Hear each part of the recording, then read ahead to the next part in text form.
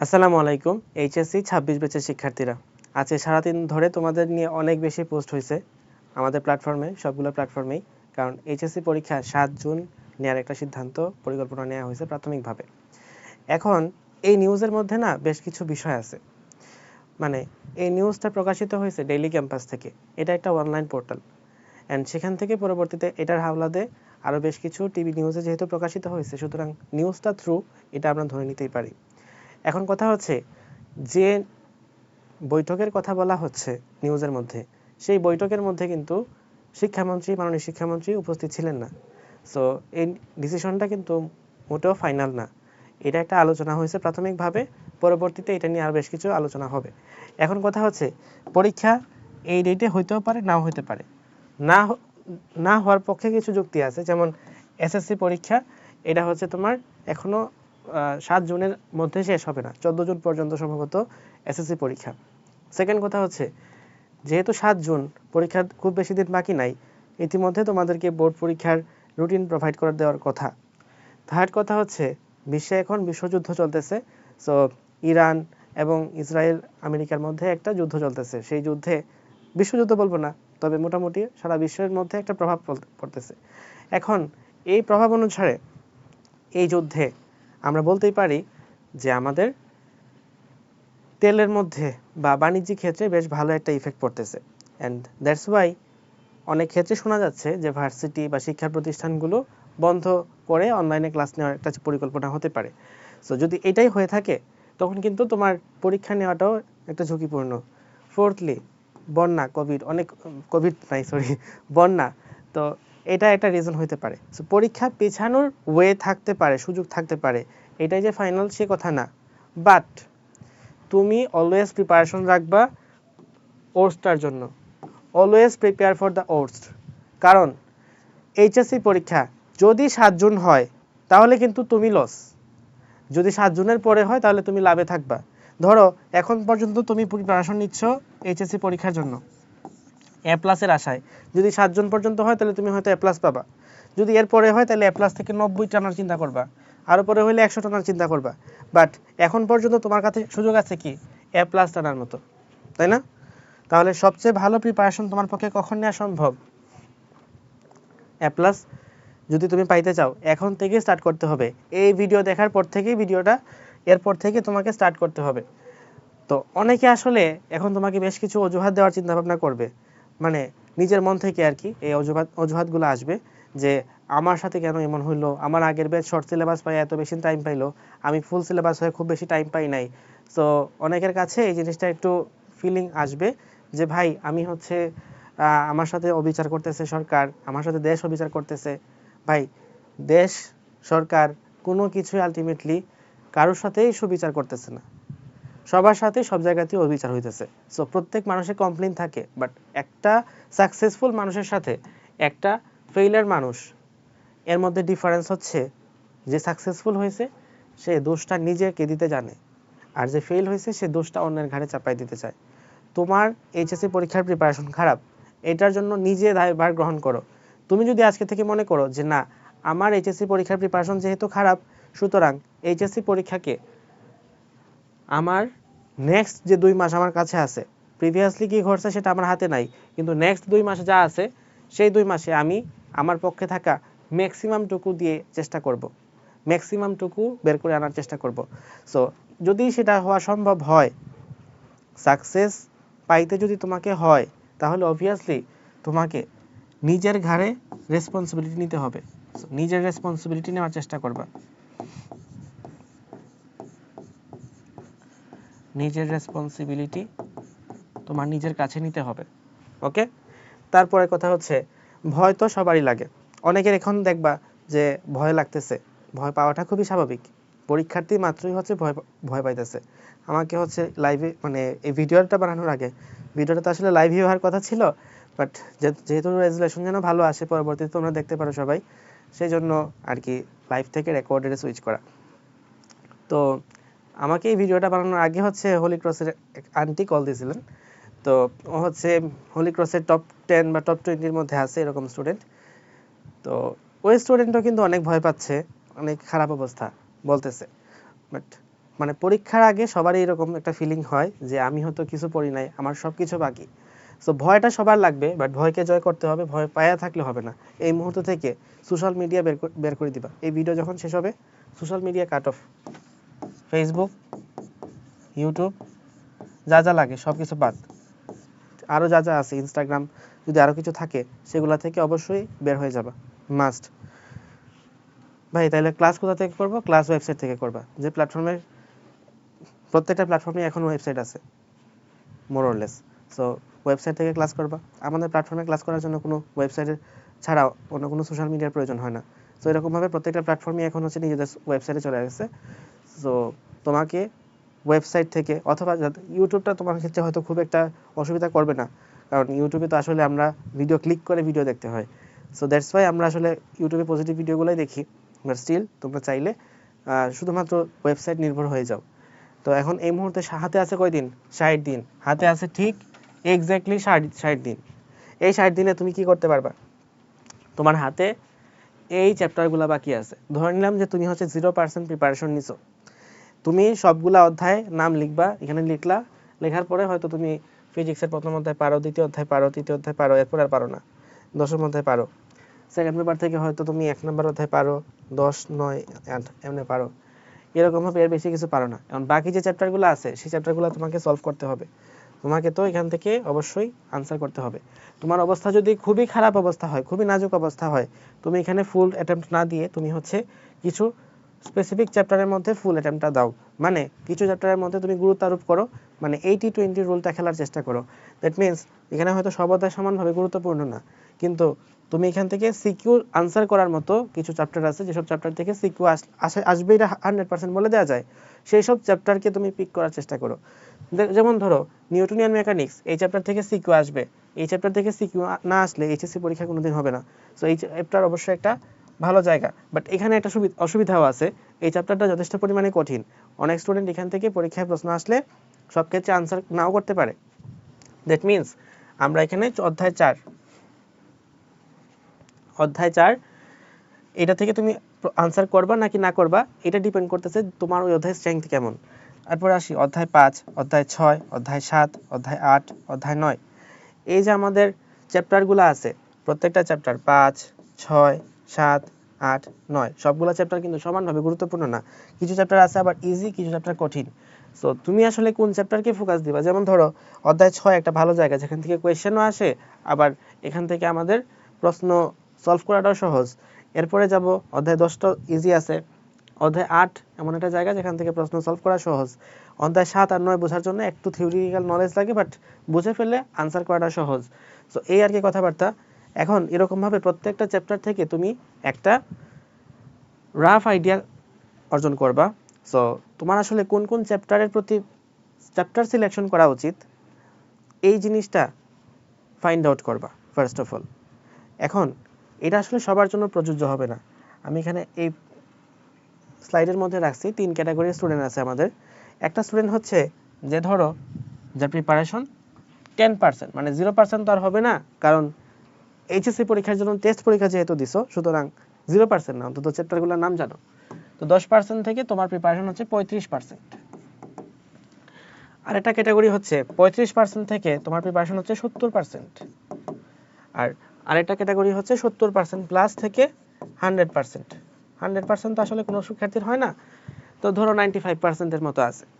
তো এখন এতজন স্টুডেন্টের মধ্যে তুমি আসলে কোন ক্যাটাগরির, এটা একটু নিজেকে ফাইন্ড আউট করতে হবে। এই যে আমার প্রত্যেকটা অধ্যায় আছে, সবগুলা অধ্যায় তুমি একসাথে নিয়ে বসো, তুমি কোন চ্যাপ্টার পারো খুব ভালো মতো, সবগুলাকে যদি তুমি এখানে কনভার্ট করো, টোটাল আমার আসে 75টা চ্যাপ্টার। এই 75-এর মধ্যে কত পারছো? ধরো তুমি এখানে হয়তো 25টা চ্যাপ্টার পড়ছো, দ্যাট মিনস তোমার একুরেসি হচ্ছে 30%, মানে তুমি 30% সিলেবাস কমপ্লিট করছো।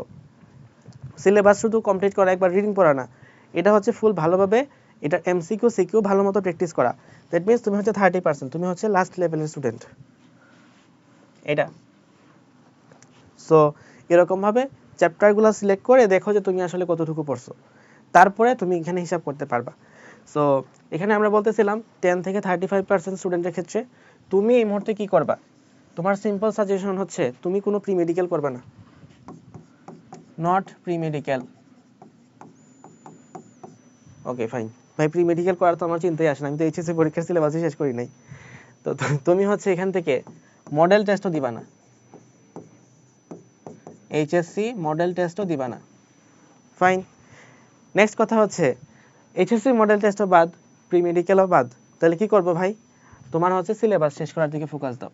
এখন তুমি সব সিলেবাসও কমপ্লিট করতে চাবা না, তুমি হচ্ছে চ্যাপ্টার সিলেকশন করো, চেষ্টা করবা যে 100% না হোক, মানে সব চ্যাপ্টার কমপ্লিট করতে না পারো, কিছু চ্যাপ্টারে কিছু কোড জিনিস থাকে যেটা প্রতি বছর আসে, প্রত্যেক বছরই আসে। সো ওই চ্যাপ্টারের ওই জিনিসটা খুব ভালো মতো সলভ করার চেষ্টা করো, আশা করি ওইটা থেকে কিছুটা কমন পাইতে পারো। তো কিছু কিছু চ্যাপ্টার রাখবা, মানে ধরো তুমি প্রায় 75% চ্যাপ্টার রাখবা, 75% চ্যাপ্টার রাখবা, যে চ্যাপ্টার তোমার একদম 100% প্রিপারেশন হবে, আর 25% চ্যাপ্টার রাখবা যেখান থেকে তোমার প্রিপারেশন খুব বেশি হবে না, ধরো 40% প্রিপারেশন হবে, ঠিক আছে?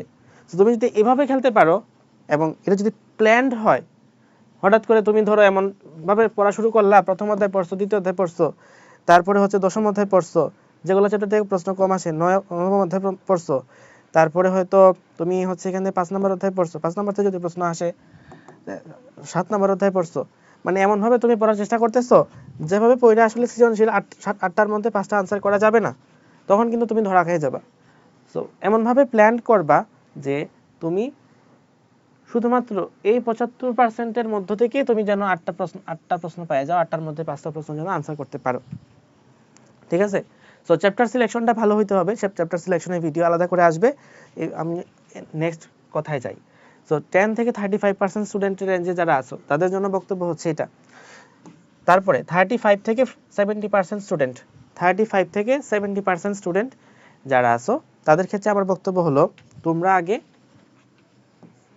এইচএসসি পরীক্ষার যে সিলেবাস, পূর্ণাঙ্গ সিলেবাস, এইচএসসির সিলেবাসটা শেষ করো, এবং মডেল টেস্ট তুমি দিবা কিনা ডিপেন্ড করতেছে তোমার অ্যাকুরেসির উপরে।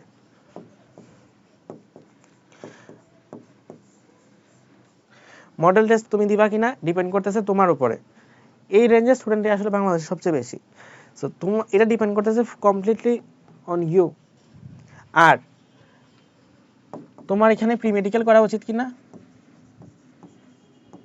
এইটাও ডিপেন্ড করে তোমার উপরে। ভাই সবই তো আমার উপরে ছেড়ে দিলেন না, ডিপেন্ড করতেছে এক্স্যাক্টলি তুমি কেমন মাইন্ডসেটের লোক। তুমি যদি এমন মাইন্ডসেটের লোক হও যে আমি একটু সেফ খেলতে চাই, তাহলে তুমি মডেল টেস্ট দিবা। আর তুমি যদি এমন মাইন্ডসেটের লোক হও যে না আমি সেফ খেলতে চাই না, আমি একটু অ্যাগ্রেসিভ খেলতে চাই, এখানে উইনও হইতে পারি লসও হইতে পারি, তাহলে তুমি মডেল টেস্ট দিবা না, প্রি মেডিকেল করবা।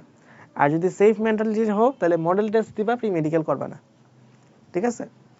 আর 70 থেকে 100% লেভেলে যারা আছো, মোটামুটি তোমার সব চ্যাপ্টার খুব ভালো মতো শেষ, ঠিক আছে? এই লেভেলের স্টুডেন্ট যারা আছে তারা হচ্ছে প্রি মেডিকেল চালায় যাবে, এখনো চালায় যাবা প্রি মেডিকেল, ঠিক আছে? তারপরে কথা, মডেল টেস্ট দিবা কিনা। মডেল টেস্ট দিবা কিনা এইটাও ডিপেন্ড করতেছে তোমার উপরে, এইটা ডিপেন্ড করতেছে তোমার উপরে। তোমার যেহেতু এইচএসসি সব সিলেবাস শেষ, এখন তোমার টার্গেট থাকবে প্রি মেডিকেলে তুমি ম্যাক্সিমাম চ্যাপ্টার যেন কমপ্লিট করতে পারো। এই বছর বাধ্যবাধকতা অনেকে জিকে ইংলিশ নিয়ে অনেক বেশি লাফাবে, যারা জিকে ইংলিশ নিয়ে লাফাবা বেশি তারা একদম কমপ্লিটলি ধরা খাবা। আমার কোর্সে সবচেয়ে বেশি জিকে ইংলিশ সেল হয়, তারপর আমি বলতেছি যে জিকে ইংলিশ নিয়ে বেশি যে লাফাবা এ ধরা খাবা 100%। সো যারা প্রিপারেশন 70 থেকে 100% আছে, এরা বাদে যেন কেউ এইসব রেঞ্জে যারা আছো 70%-এর কম, তারা যেন জিকে ইংলিশ নিয়ে এই মুহূর্তে না লাফাও, বা এরাও যারা আছো তাদের মধ্যে সবার লাফানো উচিত না। কিছু কিছু মানুষ থাকে যাদের আসলে পড়া উচিত, স্পেশালি ইংলিশটা পড়া যেতে পারে, জিকেতে কোনো কোনো ক্ষেত্রে একটু ছাড় দেওয়া যেতে পারে এইচএসসি পরীক্ষার আগে, কারণ এই বছরে এইচএসসি পরীক্ষা কিন্তু তোমার আগের 5-6 বছরে এইচএসসি পরীক্ষার মতো না। সো অনলাইনে যারা এর থেকে সবাই আছে, সবাই হচ্ছে অনলাইন, মানে কোভিডের পরে প্রতিষ্ঠিত, 20-এর পর থেকে আসছে, 20-এর পরে এইচএসসি পরীক্ষা কখনো তোমাদের মতো টাফ হয় নাই। সো তাদের এক্সপিরিয়েন্সটা ওই লেভেলে নাই যে এইচএসসি পরীক্ষা খারাপ হওয়ার পরে স্টুডেন্ট আসলে কেমন ফিল করে। গত বছর হয়তো ডিল করছে, বাট এরপরেও তোমাদের মতো ফুল সিলেবাসে মেসিভ একটা এত বড় সিলেবাস, এটার মধ্যে অ্যাডমিশন টেস্টের প্রিপারেশন নিয়ে এক জিনিস, এইচএসসির জন্য প্রিপারেশন নিয়ে আরেক জিনিস। এইচএসসির জন্য মানুষ চিন্তা করে যে আমার এখান থেকে একটা সিকিউ মিস হয়ে গেলে আমার 4 মার্ক শেষ।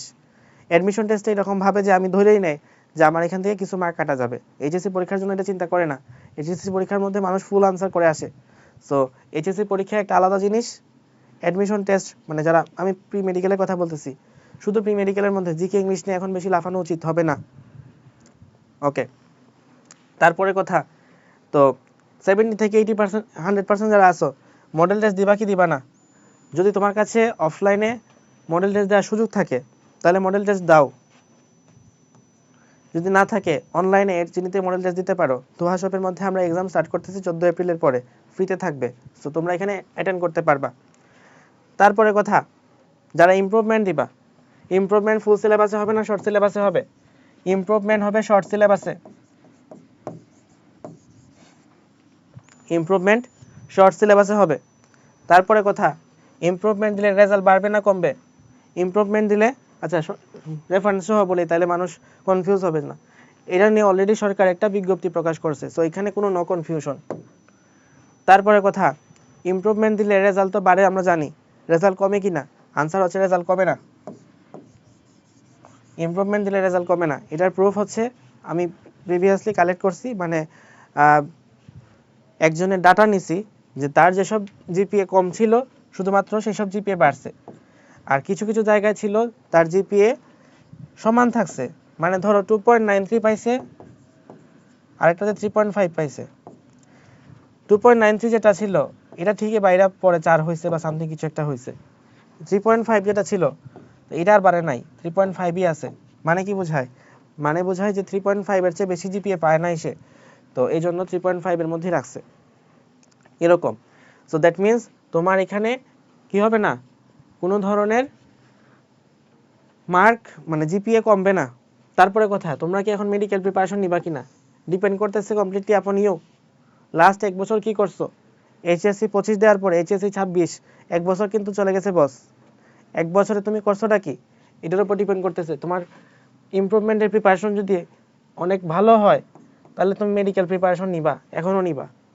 আর যদি তোমার প্রিপারেশন খারাপ হয়, তোমার প্রিপারেশন যদি এখনও কোনো টপিক আনকমপ্লিট থাকে, ইনকমপ্লিট থাকে, সো তখন তুমি আর প্রিপারেশন নিবা না।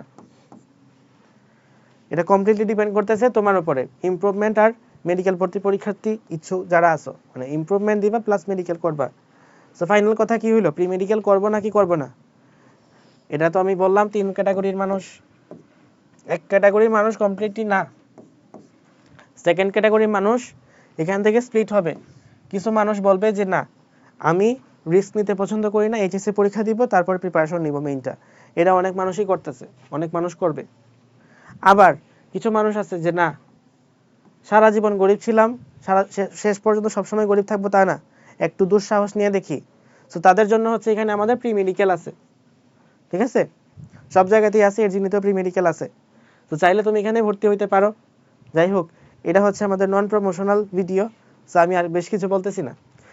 তারপরে কথা, তুমি যদি উপরের লেভেলের স্টুডেন্ট হয়ে থাকো, মানে 70 থেকে 100% সমাজের উপরের তলার স্টুডেন্ট, তো তোমার ক্ষেত্রে সাজেশন হচ্ছে তুমি প্রি মেডিকেল চালায় যাওয়া উচিত।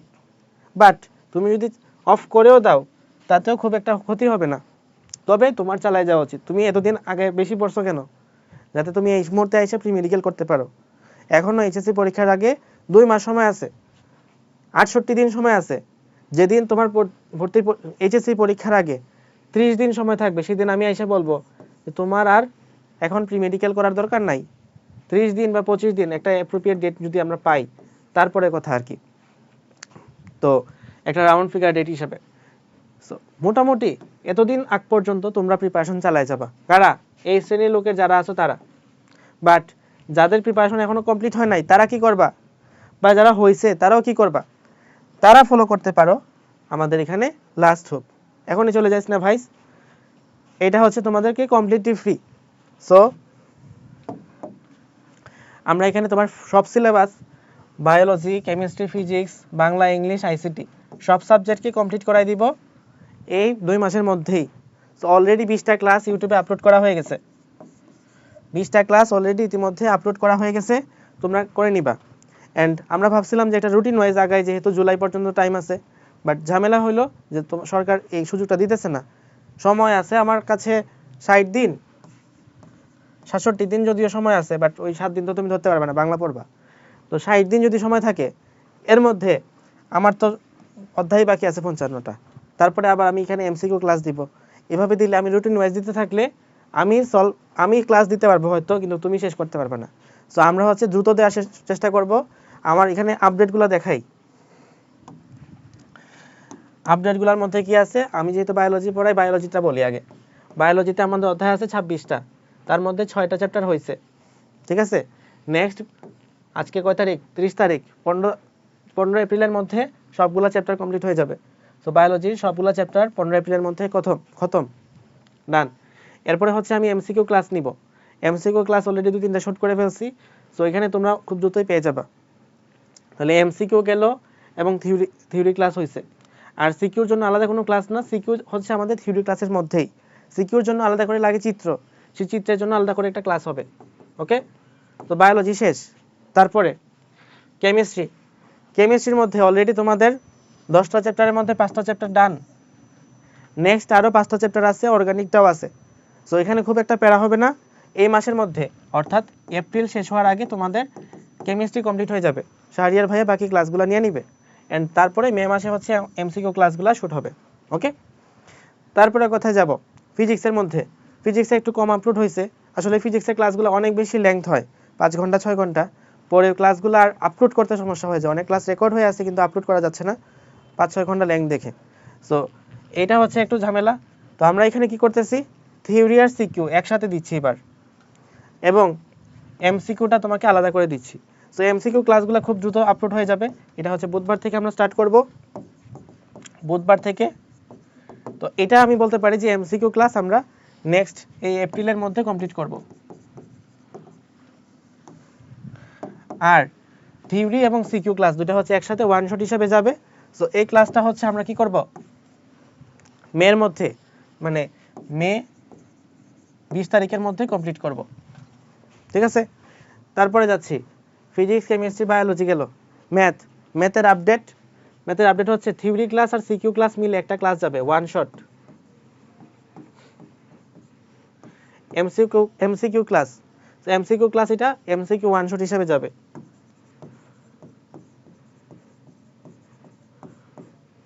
ওকে, তো এই ক্লাসগুলো শিশির ভাই নেওয়ার কথা, বাট শিশির ভাইয়ের শ্বশুর অসুস্থ, উনি সিঙ্গাপুর যাচ্ছেন। সো এই ক্ষেত্রে শিশির ভাই ক্লাসগুলো নিতে পারবেন না, বাট আমরা তোমাদেরকে উইদিন টাইম 1 মাসের মধ্যে সবগুলো ক্লাস নিয়ে দিব। 1 মাস বলতে বোঝাচ্ছি মে 20 তারিখ, এইচএসসি পরীক্ষার 20 দিন আগে। ওকে, তো ম্যাথের কথা গেল। বাংলা এটা খুবই দ্রুত কমপ্লিট হয়ে যাবে, এপ্রিলের মধ্যে সব ক্লাস পেয়ে যাবা।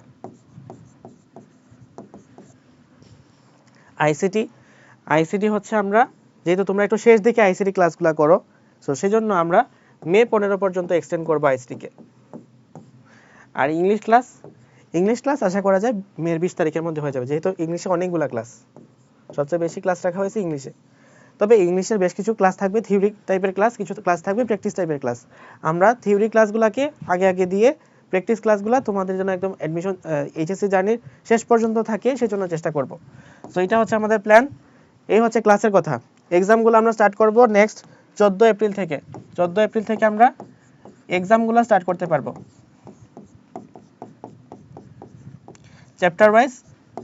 যেসব চ্যাপ্টারে ক্লাস হয়ে গেছে সেসব চ্যাপ্টারে এক্সামগুলো দিতে পারবা, তারপর নতুন যেটা ক্লাস আসবে সেটার উপর এক্সাম দিতে পারবা, এরকম ভাবে থাকবে। ওকে, তারপরে কথা হচ্ছে নেক্সট ম্যাটেরিয়ালসের আপডেট কি। ম্যাটেরিয়ালসের আপডেট হচ্ছে তোমরা এর জন্য রিভিশন বুক খুব দ্রুত পাবা, তবে এটার জন্য একটা শর্ত থাকবে। তো শর্তটা হচ্ছে আমি তোমাদেরকে গ্রুপে তখন মেনশন করে দিব, টাকা পয়সা দিতে হবে না, বাট একটু ভালোবাসা দিও। তো ম্যাটেরিয়ালসটা খুব দ্রুত তোমরা পেয়ে যাবা, ঠিক আছে। এটা ধরো তুমি নেক্সট 1 সপ্তাহের মধ্যে দিতে পারবো।